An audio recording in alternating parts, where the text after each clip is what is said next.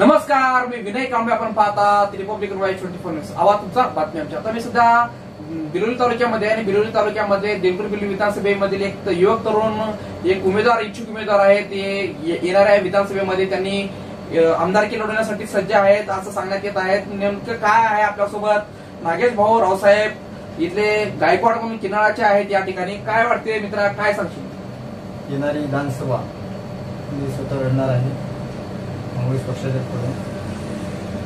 पक्षाचा काही विकास 100% करेल. 100% मला गॅरंटी आहे की काँग्रेस पक्षाची शिडी लागेल. आणि आतापासून मी काम पक्षामध्ये 18 वर्ष झालं पक्षामध्ये काम करतो. NSUपासून तर युवक काँग्रेसपर्यंत. आमचे राजकीय गुरु रावसाहेब अंतापूरकर साहेब होते, त्यांच्यासोबत मी फिरायचो गाडीमध्ये.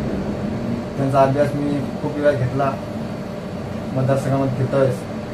पण काही दिवसानंतर काही मतदारसंघाचा विकास झालेला नाही बिलोलीचा.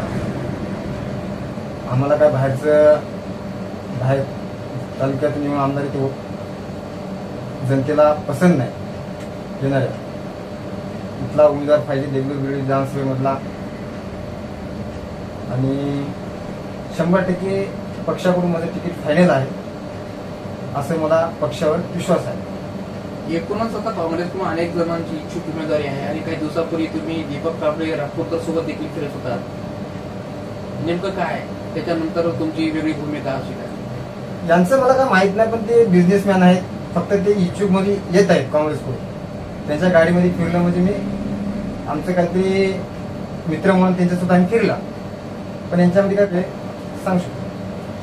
एकूणच तुम्ही एक रावसाहेब अंतापूरकर यांचे जे समर्थक एका बाजूला सांगतात जातात. हो. नेमकं अजून निवडणूक लढत आता देखील त्याचे पुत्र देखील या ठिकाणी पुन्हा एकदा निवडणुकीला इच्छुक आहेत ते आणि चालू आमदार आहे सध्याचे.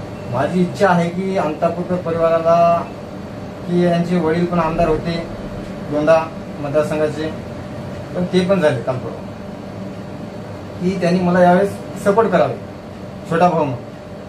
त्यांच्या घरामधला मी सदस्य मानला घेतो आधी.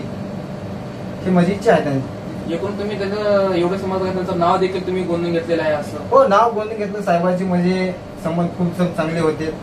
त्यांनी चांगले होते माणूस. ते आतापर्यंत खूप कामं केली मतदारसंघामध्ये.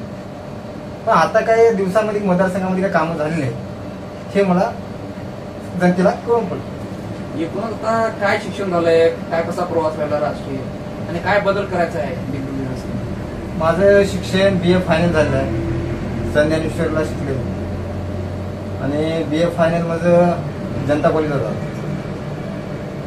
आणि विकास कामं कशा पद्धतीचे राहील आणि कोणते महत्वाचे मुद्दे राहतील? माझा पहिला मुद्दा शेतकऱ्याचा आहे. दुसरा बेरोजगारी.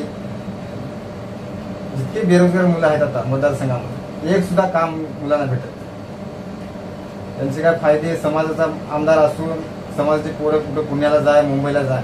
पण मी येणाऱ्या काळामध्ये असं होऊ देणार नाही. सर्व समाजाला घेऊन पुढे चालणार. म्हणजे या निवडणुकीमध्ये युवकांना मोठ्या प्रमाणात येण्याचं आता एकूण धाडस केलं जात आहे. कसं वाटतंय की येणाऱ्या विधानसभा या तरुण वर्गाला मतदान करतील लोक? यावेळेस कसं आहे बघा, जनता दोघाला पण कंटाळली.